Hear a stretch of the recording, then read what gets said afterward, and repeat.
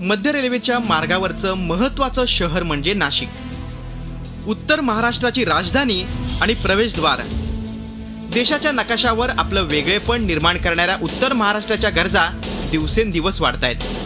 त्यामुळेच यंदाच्या रेल बजेटकडे नाशिककर अपेक्षेनं पाहतायत.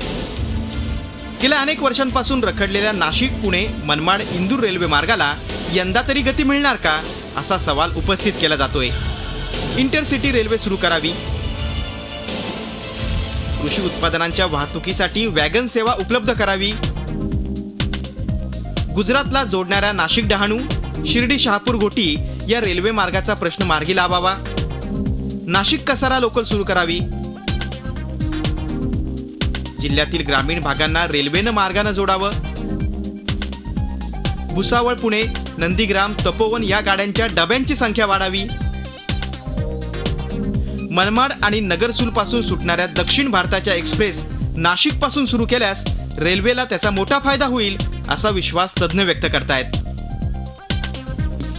गांधीजींचं जे एक स्वप्न होतं की तुम्ही गावाकडे चला म्हणजे गावातल्या गरजांचा जर तुम्ही विचार केला तर गावातला शेतकरी तुम्हाला चांगलं उत्पादन देईल.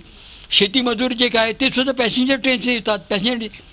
तर आमच्या मुख्य मागण्यांमध्ये कृषीवरती आम्ही विचार केलेला आहे, अर्थकारणावरती विचार केलेला आहे आणि राष्ट्राच्या विकासावरती विचार केलेला आहे.